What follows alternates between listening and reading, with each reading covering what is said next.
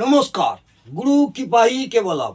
বিগত কয়েকদিন আগে মেষ রাশির নবম ভাব পর্যন্ত বলেছি, নবম ভাবে মঙ্গল গ্রহ থাকলে জাতক জাতিকাদের কি প্রভাব পড়ে সেই নিয়ে আমি নবম ভাব পর্যন্ত আলোচনা করেছি।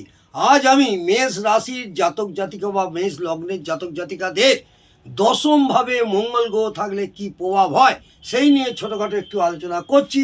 আপনাদের ভালো লাগবে এবং জেনে রাখা ভালো, যারা মেষ রাশির জাতক জাতিকা আছেন তাদের লগ্ন এবং রাশির মঙ্গল গ্রহ দশমভাবে থাকলে তাদের কি প্রভাব পড়ে সেই নিয়ে ছোটোখাটো একটু আলোচনা করছি, মন দিয়ে শুনুন। দশম হচ্ছে, আমরা দশম ভাব থেকে আমরা বিচার করি কর্মভাব। এই কর্মভাবে মঙ্গল নিজের শত্রু শনির রাশি মকর রাশিতে উচ্চস্থ স্থিত হওয়ার প্রভাবে জাতক নিজের বাবা থেকে একটু ক্ষুব্ধ হলেও নিজের কর্ম এবং ব্যবসাতে উন্নতি করবে। বোঝা গেল? আবার বলি, দশম ভাবকে আমরা কর্মভাব বলি। এই কর্মভাবে অর্থাৎ কর্মভাবে মঙ্গল নিজের শত্রু রাশিকে মকর রাশিতে শনি, সেই শত্রু রাশিতে শনির রাশি মকর রাশিতে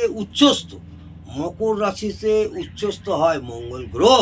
সেই মকর রাশিতে উচ্চস্থ হওয়ার কারণে এর প্রভাবে জাতক নিজের পিতা থেকে একটু ক্ষুব্ধ হলেও নিজের কর্ম এবং ব্যবসাতে উন্নতি করবে। বোঝা গেল? এবং জাতক সম্মানও পাবে। চতুর্থ দৃষ্টি নিজের ঘর,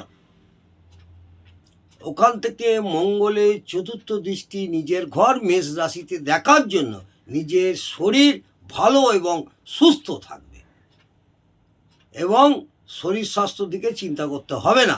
সপ্তম দৃষ্টি মা এবং ভূমি বাড়ির সুখ সর্বদা থাকবে। সপ্তম দৃষ্টি কোথায়? ওখানে চতুর্থর পরে সপ্তম দৃষ্টি হচ্ছে কর্কট রাশি পড়ে। কর্কট রাশিতে সপ্তম দৃষ্টি পড়বে, সেখানে মা ভূমি বাড়ির সুখ সর্বদা থাকবে। অষ্টম দৃষ্টি মানে পঞ্চম ভাব। অষ্টম দৃষ্টি মানে হচ্ছে পঞ্চম ভাব, বিদ্যা বুদ্ধি ভালো থাকবে এবং সন্তান দিক থেকে ভালো ফল পাবে এইসব জাতক জাতিকারা।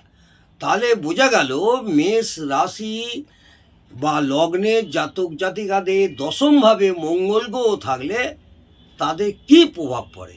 তারা মোটামুটি দশমভাবে মঙ্গল স্থিত হওয়ার ফলে ভালোই যাবে। আজকে আমি এই পর্যন্ত বললাম। আগামী দিনে মেষ রাশি বা লগ্নের জাতক জাতিকাদের একাদশভাবে মঙ্গল থাকলে কি প্রভাব পড়ে সেই নিয়ে বিস্তারিত আলোচনা করব। নমস্কার, ভালো থাকুন, সুস্থ থাকুন, আনন্দে থাকুন। জয় জয় তারা।